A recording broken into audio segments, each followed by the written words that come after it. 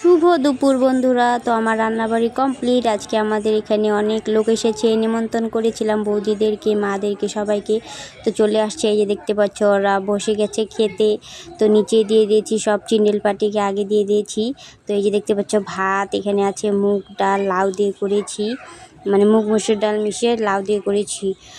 এই যে ডাল দেখতে পাচ্ছ, আর এখানে আছে ঝুরো আলু ভাজা, মানে বাচ্চা পাটি তো বেশি আছে, এর জন্য আলু ভাজা লাগবে। আর এখানে আছে পটল দিয়ে পোস্ত দিয়ে করেছি, পটল পোস্ত। আর এখানে আছে ডালের বড়ি দিয়ে, সাজনা দিয়ে, আলু দিয়ে করেছি। আর এখানে পাবদা মাছ, মানে পাবদা মাছ করেছিলাম সোমবারে। আর এখানে চিকেন আছে। তো আমি আলুটা ভাজতে বসিয়ে দিয়েছি। আর এখানে মশলা করে রেখেছি, এখানে পেঁয়াজ কেটে রেখেছি, টমেটো কেটে রেখেছি।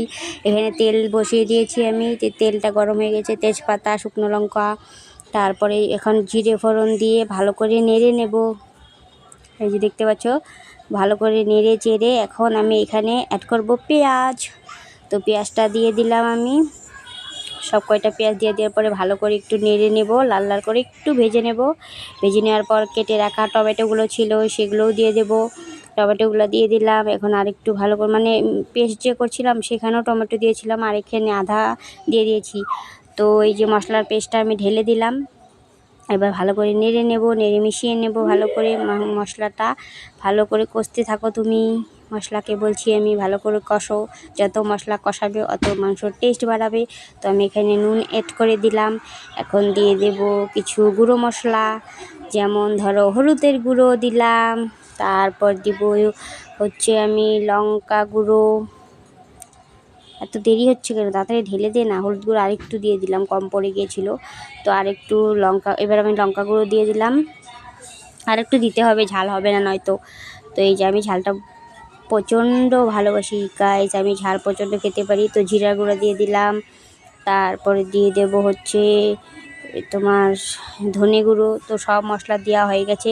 পেস্ট করার টাইমেও আমি আদা, রসুন, কাঁচা লঙ্কা, পেঁয়াজ সব পেস্ট করেছিলাম। তো এখনও আর এখানে গুঁড়ো মশলা দিয়ে দিলাম। তো এই দেখতে পাচ্ছ মশলাটা আমার কষানো হয়ে আসছে। আর একটু ভালো করে কষিয়ে নেব, যে মানে যেহেতু এই মশলার গায়ের থেকে তেলটা না ছেড়ে দিচ্ছে, আমি কষিয়েই যাব। তো কষানো হয়ে গেছে, আমি এখন মাংসগুলো ঢেলে দেব। এই যে দেখতে পাচ্ছ আমি চিকেনগুলো ঢেলে দিলাম।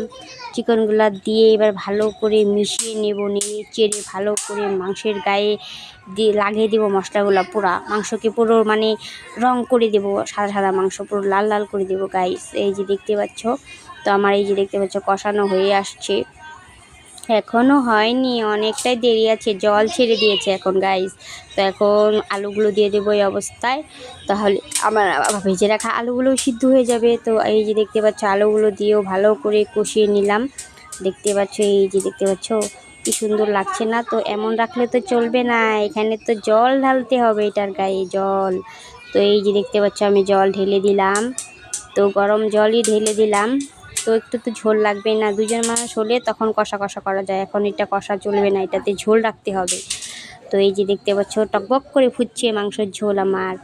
তো এখানে আমি গরম মশলা দিয়ে নামিয়ে নেব।